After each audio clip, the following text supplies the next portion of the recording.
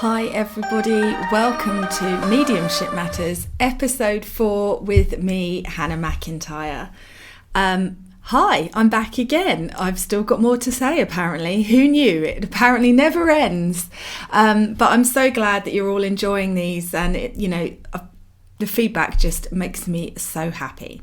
So today I'm going to talk about a variety of different things that I want to talk about, but also I've got another email that's come in from Katrina that I wanted to talk to you all a little bit about as well. So Katrina is enjoying the podcast, which is great, but she's explains to me, I'm just going to read aloud some of her email to you so you can hear what she said. It's mostly loss and grief that have brought me to this point. I know my loved ones' spirits live on, but it's the physical ache of not being able to see them and hear them, hug them when I'm sad, tell them my news and all of that. And also there is just that element of I wish I knew they could hear me when I talk to them. I know you're going to say they can, but it's frustrating when you hear nothing back. I wanted to ask you if you could do a podcast on connecting with loved ones in spirit without us having to go through a medium, and how we can connect ourselves and converse with them and feel them around us. I would really love to try that and see if it helps. Okay, Katrina, thank you also for help with the pronunciation of your name, because you know I would have messed it up. I hear you. That's the first thing I want to say. I get it. You know, when my Nana moved into the spirit world a couple of summers ago, somebody said to me, well, you can't be upset believing what you believe. And of course I still was, because although I know that she's around me and I do feel her presence on quite a regular basis, she is no longer physically here. You're right. You can't hug her. You can't laugh with her when she makes a rude joke at the dinner table. You can't have those interactions which are so important. And so, yes, I completely understand. And I would never be, hope I would never be so patronising as to say, that grief or missing people is invalid because you know that they're still around. Because you might know that, but it's not the same, is it? It's just not the same. So I get it. Now, one of the things that's really difficult is I think that mediumship, connecting to spirit, everything like that is actually a natural state for us. It's just that in our evolution so far, we've been told that it's wrong, we've been told that it's bad, we have loads of self-doubt and anxiety, and we're holding ourselves back. So as the human race is raising its consciousness over millennia, hopefully in time, it will become more of a natural state. But that doesn't help you today, does it, Katrina? So I can't tell you that there's going to be some magical mystery way that you feel your loved ones with you and that's it, and you know that they're there. Because there isn't. And even sometimes when I feel my Nana with me, I then go, is that Nana or is that my imagination? Did I just smell her? Did I not smell her? Is she present? Is she not present? Because I think that's the way it is to be human. Before I started working professionally as a medium, when I was doing my training, I kept thinking that there was some sort of level you would reach, that you would attain, where you would know you were in the presence of spirit. And when you knew you were in the presence of spirit, then you'd be good to work. You'd achieve something. Maybe someone would give you a badge. A badge would be nice. And actually, I asked a teacher about that, and they just said to me that the spirit are very, very subtle. They're not going to make you feel their presence really, really strongly all the time, because we couldn't go around like that. I mean, the way that I view the spirit world is that they're not away unless they want to be. So, your loved ones in spirit are with you, around you all the time. Apparently one of them's on a motorbike. And, they're with you and around you all the time, and they are in your life all the time. They're stood beside you, they're around you. Your guides are too. But actually, if you could feel them that strongly, it would be off-putting. It would prevent you from having your human experience. And of course, that's what we're here to have, isn't it? A human experience, not a spiritual experience, a human one. So It is difficult, absolutely. But I do understand what you're saying. You know, you can't just speak to mediums all the time, because there does reach a point as well where, you know, your loved ones, I won't say stop coming, because of course they'll come if you book a session with somebody. But if the need isn't as great, they're going to go to somebody where the need is greater. So, for example, with me, with my grandfather, you know, he came through to set me on this journey, but he hasn't been through since. He comes through to help my students on occasion, but he doesn't come through. You know, I've watched hundreds of mediums demonstrate, and I never get a message. And I sit in development groups, and I never get a message. And I think that is, you know, because I don't need it, because I know that they're around. I wish I could feel them more strongly. I hear what you're saying with that, but I do, you know, I don't need it in the same way that somebody that is feeling completely alone and completely lost needs it. So they're not going to prioritise me in a demonstration sitting. And so I always attend demonstrations wanting to see other people get messages. Yes, sometimes I get a bit sulky. Sometimes I go, no message from me again. I can't deny it. But equally, I know in my heart of hearts that I don't need it. It's not fulfilling a need for me. So that's that. I hope that makes a bit of sense. Now, one of the things I'll say to you is, I believe that everybody has the ability to connect to spirit, to feel the presence of spirit. And I believe it's like working a muscle you've never worked before. So just very similar actually to running. I took up running last February. I joined a little group in my village to do Couch to 5K, and I've carried on with it. But it's been really interesting to me, the similarities between running and spiritual development. Because running, you have to practice, you have to do it regularly. If you stop, it takes you back and you have to start at a different point from where you left it. Running brings up loads of resistance. I don't think I can do this. I don't think it's right. I don't think I'll make it up that hill. I haven't been running that long. It's not possible for me. My body's not built for running. Very much like the mediumship flip side, which is I can't connect to spirit. I've never seen spirit. I'm not gifted. I'm sure I'd know by now that they were with me if they were with me. I'll never be able to feel spirit, and all of that dialogue. So it's about enduring. It's about continuing to keep going and keep trying, and understanding that it's not a switch that you flick on that is then, you know, it's then on and it's fine, but it's actually about building an energy and a connection with the spirit world on a regular basis. And there are many different ways you can do that, but the number one way, the absolute number one way, is sitting with spirit. So sitting with spirit is literally sitting in a space and asking the spirit world to step forward and be with you. And it's not about getting messages. It's not about trying to feel them. It's just about sitting. And sometimes you will do that, possibly for months, like me, months and months and months. I felt nothing. And you will think you're completely wasting your time. And you just have to keep doing it, keep trying it. And then eventually you'll feel something, and then you'll tell yourself you made that up. And you'll disempower yourself some more. And so it continues. But ultimately, you know, we all hold ourselves back thinking we need to be better, brighter, shinier, more high vibrational to work with spirit. But we don't. We have our own spirit inside of us. And the way I view it is, you know, the spirit world come in and they're higher vibration, higher frequency than us. And they change their vibration, and we raise our vibration, and together we blend. And in that togetherness and that blending is where you start to feel the presence of spirit. But one of the things within that I will say is that it's very, very hard to get messages and evidence from people you know. So you can never replace a medium for that, but you can work on expanding that connection so that you build that muscle so that it's strong, and you get used to blending with spirit, and you get used to feeling spirit, and it becomes a more pronounced, profound experience. But that could take you months, that could take you years. It took me forever. I thought I was a dud. But I also think that was an important part of my journey, that I now understand what it's like when people say to me, I can't do this, I can't do this.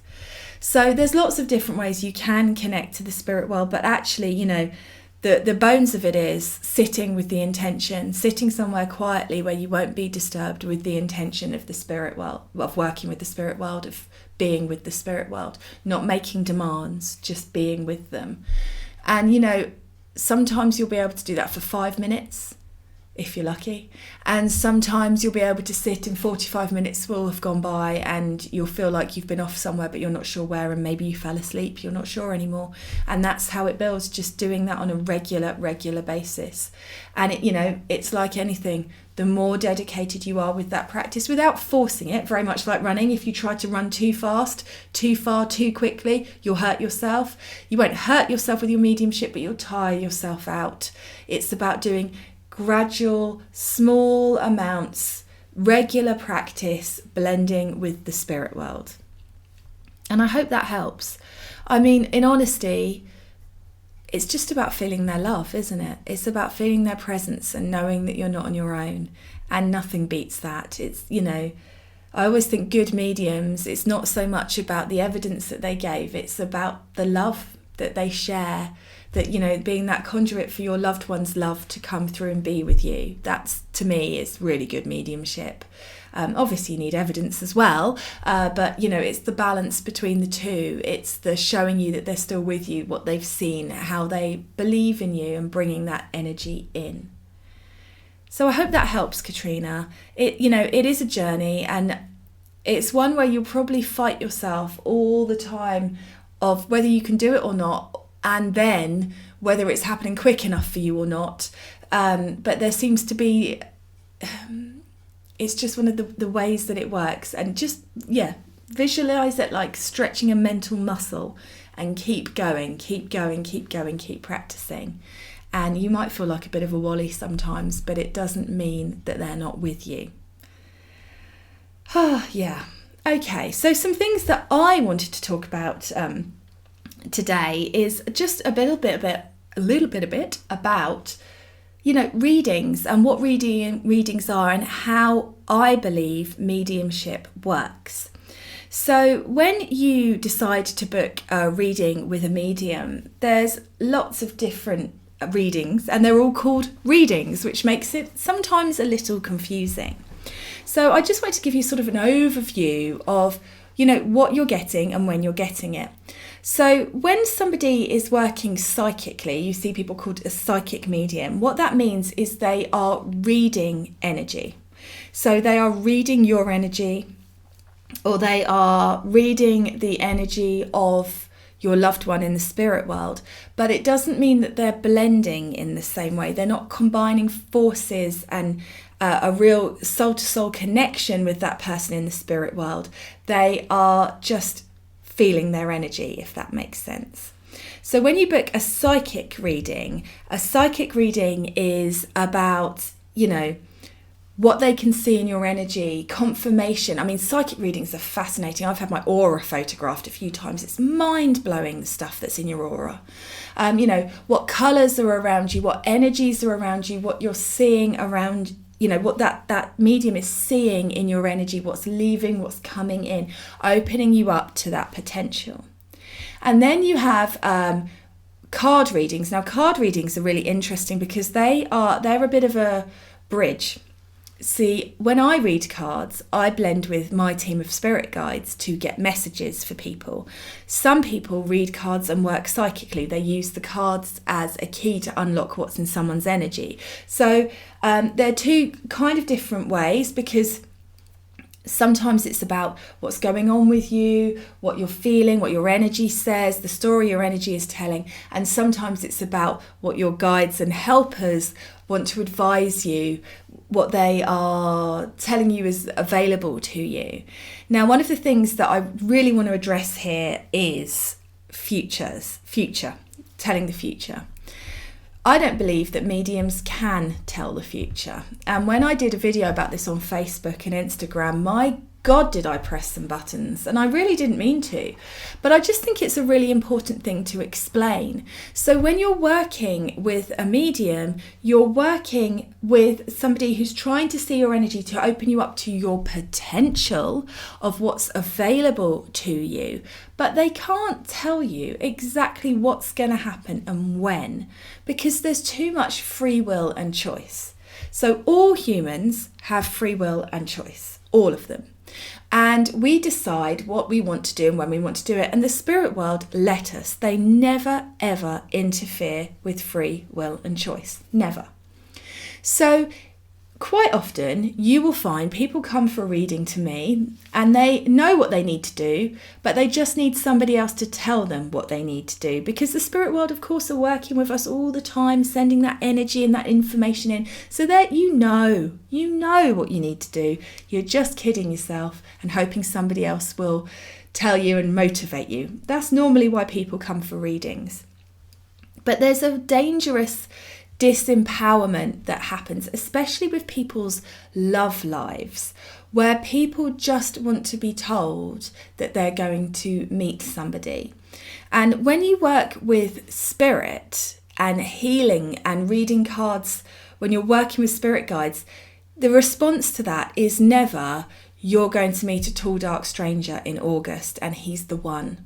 And you know what? He's going to change everything for you. He's going to fix all the hardships you've been through and he's going to make it all better. And I wish that I could give some people that, because some people that is so what they desperately want. But my job here is to be the voice of truth as I see it, the voice of truth as I hear it from spirit. And in 99.9% of those people, they need to work on themselves first to be able to be open to receiving the right partner, the right love, the right person for them.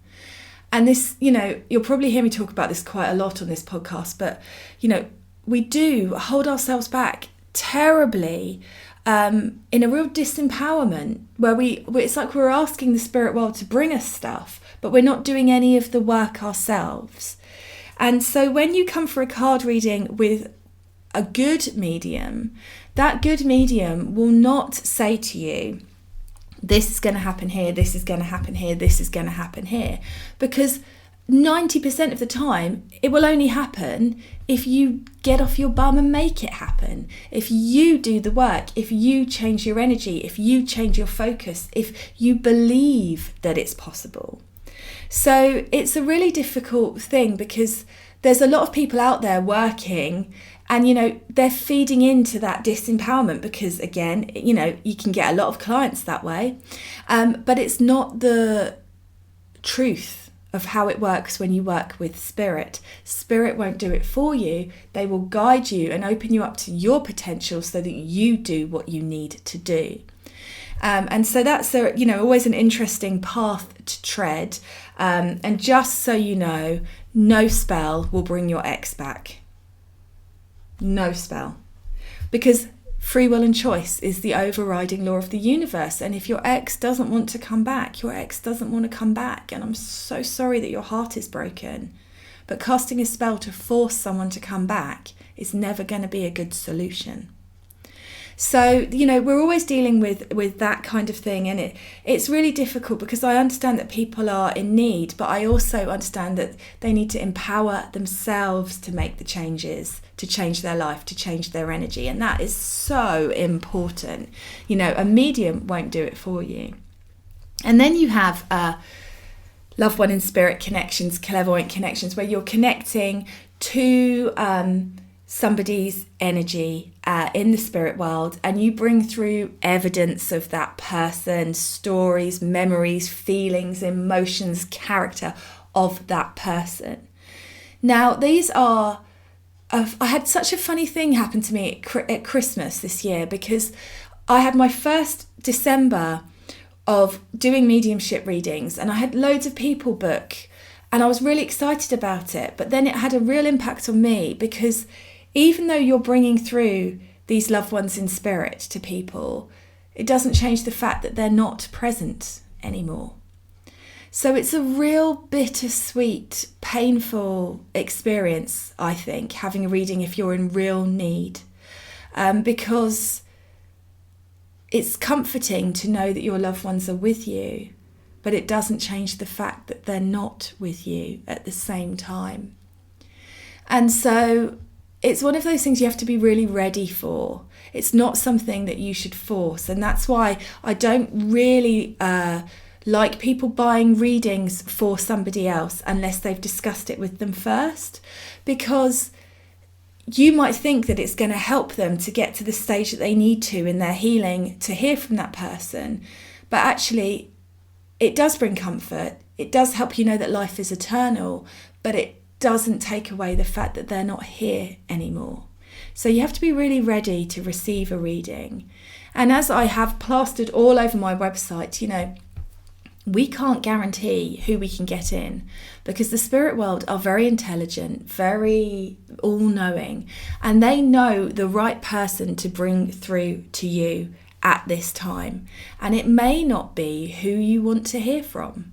And I have done many readings now. At the beginning, when I was, first starting out, I'm such a people pleaser. I want to give people what they want. But, you would get I had a reading for somebody once where I got through their school friend and it was really good evidence. She died at this age, she ended up in a wheelchair, she had red hair, she listened to Wham. But the sitter wasn't interested because they didn't want to hear from her. They wanted to hear from somebody else. And it's a big learning being a medium and having to learn that actually you have to trust the spirit world.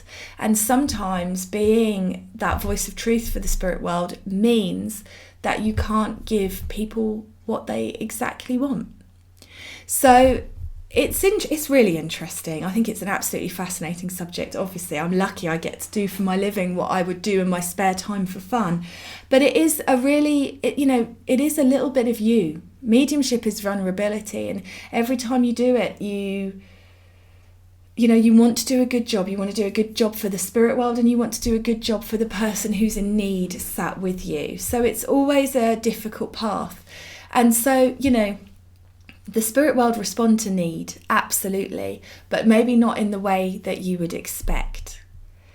And one of the things that I always find really interesting is whether you're conscious of it or not, whether you mean to or not, you've probably got a list of things that you would expect your loved ones in spirit to say if they came through a medium. And 9 times out of 10, those things don't come through.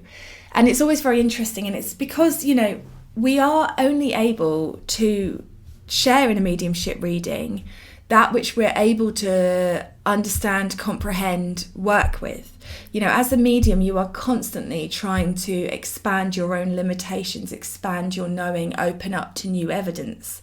And so your loved ones know they've got a finite amount of time to come through and share things. And, they know what's going to be the easiest stuff to get through that medium's mind. So I've got a list of things for my grandfather: Milky Bar, orange jelly, Frank Sinatra, a brown coat he had with checks on, cups of tea with lots of sugar in. And I would expect any of those things to come up. Our White's lemonade, but they never do. I've had loads of great evidence that he's been there, but not the things that I would write down in a list. So it's always very fascinating. And one of the activities that I set for one of my groups the other day, it's quite an interesting thing to do. I made my children do it, my husband do it with me over Christmas, is if you ask your loved ones to write down a list of 10 things that they would say to a medium if they came through, and then write your own list about what you would expect them, what you would say, they don't always line up, and it's quite interesting. And, in my daughter's case, it was fascinating because my husband and I had completely different lists, and she had a completely different list. So what she thinks identifies her is very different to what my husband thinks identifies her. It's very different to what I think identifies her. And that's what the spirit world are dealing with here, because everybody sees people differently. Everybody remembers things differently. I've got the motorbikes out tonight. I don't know if you can hear that on the podcast or not. So it's always really, really fascinating the evidence they bring and the information that they bring. And it's always interesting being somebody sitting in an audience, because you think, well, I could take that, but I'd expect them to say this, and I could take that, but I'd expect them to say that. And sometimes there's that little bit where you don't want to raise your hand. You don't want to say that it's with you in case you're wrong. So we're all learning how to work with spirit, I think, all of us, and these are important conversations that we need to have, because I know before I started working with spirit, I thought that it was very much like a conversation, that they could see and hear them like I can see and hear you, and it's not like that at all.